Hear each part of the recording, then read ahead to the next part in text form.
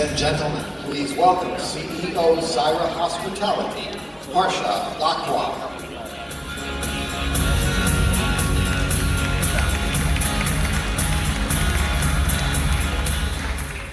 Hi, thank you so much for having me here.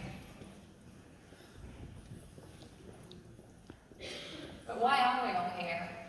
Is it our belief in the industry? Is it because we love to travel, to explore new cultures, to build new hotels? As hotel owners and operators, we get so excited when we found that new location. It could be in an emerging market or a new neighborhood. And that feeling when we finally put together the money and the land and the permits, and we built the development team and the design team, and we've chosen the brand and the operators. But where do we find the people? We'll likely fly in management because it's easier. And we'll bring in our own task force team because it's less risky. And for entry level, maybe we'll advertise on Craigslist or another local platform, or we'll do a hiring fair, or we'll poach from another 5-star hotel or restaurant. But how long is it that these people are going to stay? How long is it before management decides they don't quite fit into this location, or entry level and then poached by the next 5-star hotel or restaurant that opens? How do we feel about our industry average rate of turnover being 73.8%? Cornell research tells us that it costs $5,900 to replace a front of house employee. If you have a hotel and it's around 200 employees, you're paying almost $900,000 a year in turnover. On top of that, we're facing community resisting. We're facing communities that are fighting the change and the traffic and the pollution. They're fighting the increased real estate prices that happen when hotels enter new neighborhoods. It costs between $160,000 and $380,000 when you bring in a manager from overseas. As hotel owners and operators, we want to build relationships with the local communities, and we know hiring local would go a long way in doing so. We want to find local talent, but we can't find those that are qualified.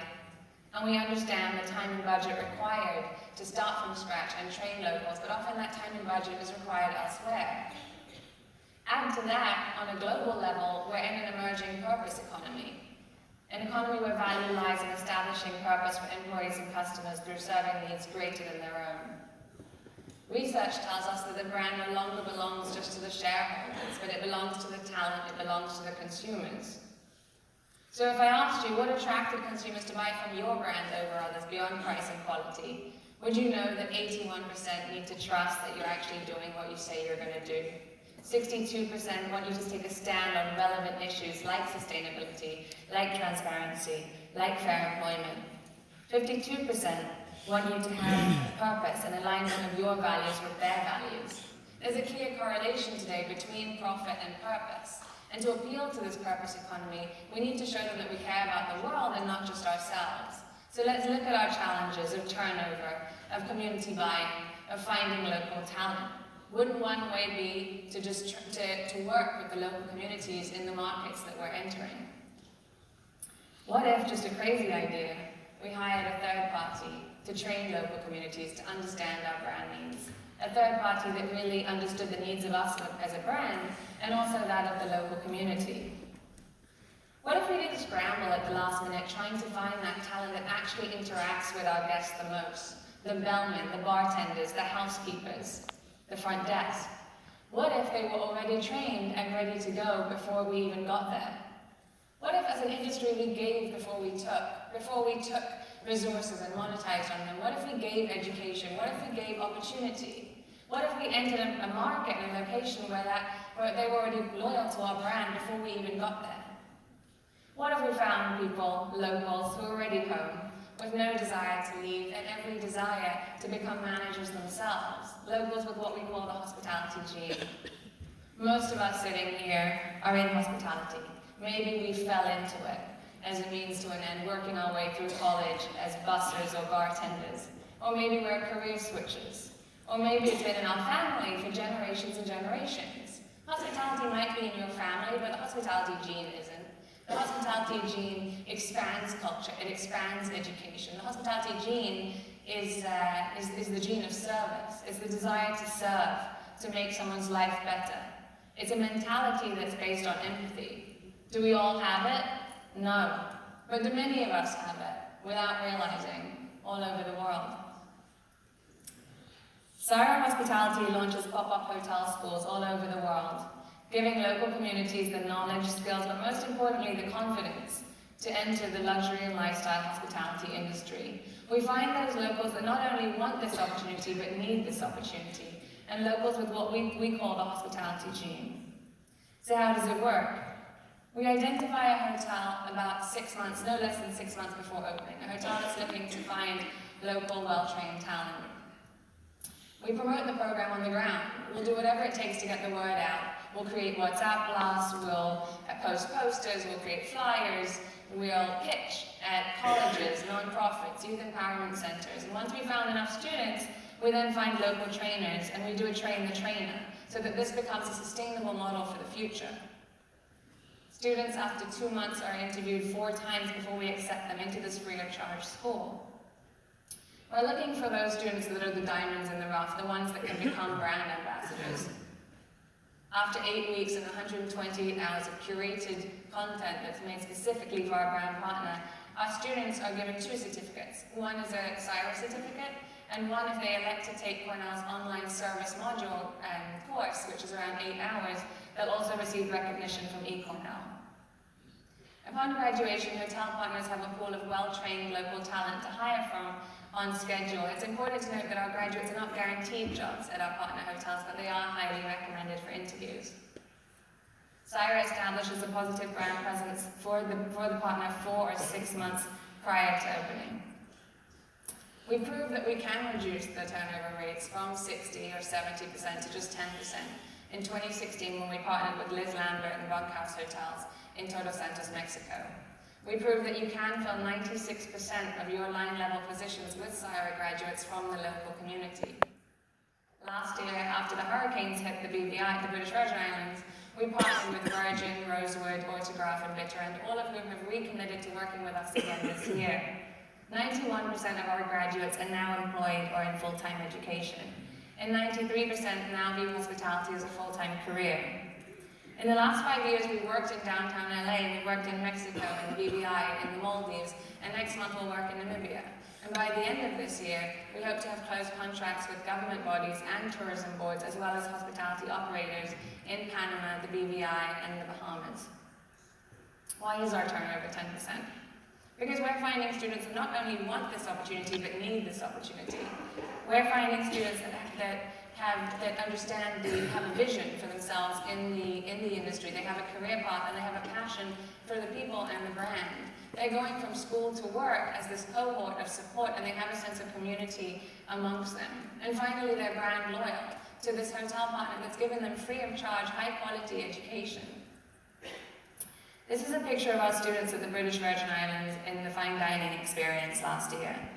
How do we expect locals who have never left their local communities and neighborhoods to understand the needs of the luxury guest? They've never touched or tasted or felt or even seen luxury. So we take them to fine dining experience so they can feel the needs of the guest. We take them to luxury hotel excursions so they can see the back of house and front of house and feel how it may feel for them to actually be working in that environment one day. Unlike today's education, we base our content and our curriculum on the needs of the hotel operators and owners, of the employers. What are they looking for? They're looking for power skills. They're looking for life skills, attention to detail, a sense of urgency, the ability to take initiative. They want them to learn service recovery. They want them to learn communication. So we teach leadership, we teach entrepreneurship, and we teach the hands-on experiential training that they need in housekeeping, in front office, in F&B. It's a two-way education. Just as you may wonder, how are you really going to train these locals who have never left their neighborhoods to understand luxury? We have to shift their own preconceived ideas that's instilled in them generation after generation. They think to themselves, we're not educated enough to work in the fancy hotels. We don't have any experience to get a job. The jobs are for them, not for us. And sometimes we have to reverse entire mentalities like we did in the BVI, where they feel serving is not service, it's servitude. And you do this through education. Our people are not teachers teaching from textbooks. They've been on the ground. They understand the needs of hospitality. They're industry experts. They're educators who are constantly refreshing our content each time we go into a new market, a new culture, a new brand. And they're cultural advisors. They earn the trust of the community. They're on the ground for 4 to 6 months before opening, immersed in the community. They're that missing link that often hotels need to be able to integrate with locals. We're lucky to have inspiring advocates like Richard Branson, who supported us last year in the British Virgin Islands and continues to do so this year. Richard Branson sat on a panel discussion with our students after they completed the entrepreneurship module. And one of our female graduates, Kathy Oliver, was awarded first prize. Kathy Oliver was one of 95% of our female graduates.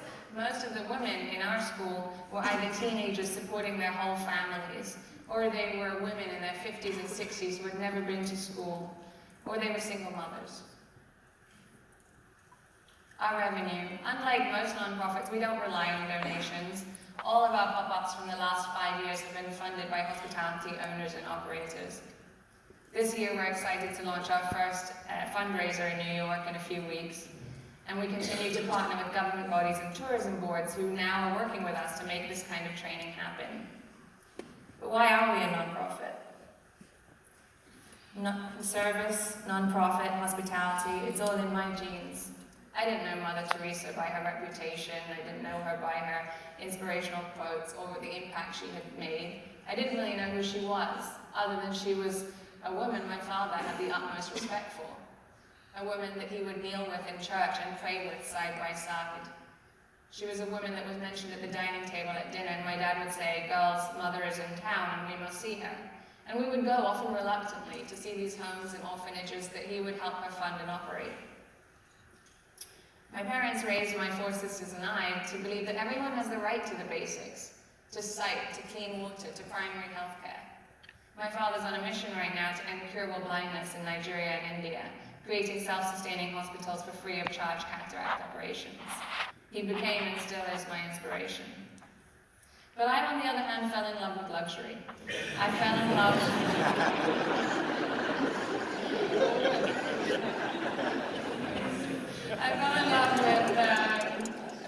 with luxurious hotels. I fell in love with treetop dining pods. I fell in love with hammocks in the Maldives. I worked with Six Senses and tried to sell residences all over the world to their ultra-high net worth individuals. But there's only so long that I could live in this bubble, because you and I both know that outside every luxury destination, outside every luxury resort, there's struggle. There's someone on the outside looking in. There's someone who needs education. There's someone who needs opportunity. So I left Six Senses and I went back to school, and I tried to figure out how to connect these two worlds of hospitality and nonprofit. And at Cornell, I realized they were connected by service to the guest and service to humanity. Talent is distributed evenly across the world, but opportunity is not. Sustainable, authentic, local, experiential. Aren't we all sick of these buzzwords? What do they even mean? We pat ourselves on the back when we source local products, local coffee, local art. But if we go back to the true meaning of the word local, the noun, the inhabitant of a community, it's a person, it's a human, not a product. It's a human with likely the hospitality gene. We call all these bars and all these restaurants local because one person calls that place home and it's their local. We're focusing so much on local products that we're forgetting the people. And we can't forget the people, because where would hospitality be without people? And where would people be without education, without opportunity? Where would I be without education? Where would you be?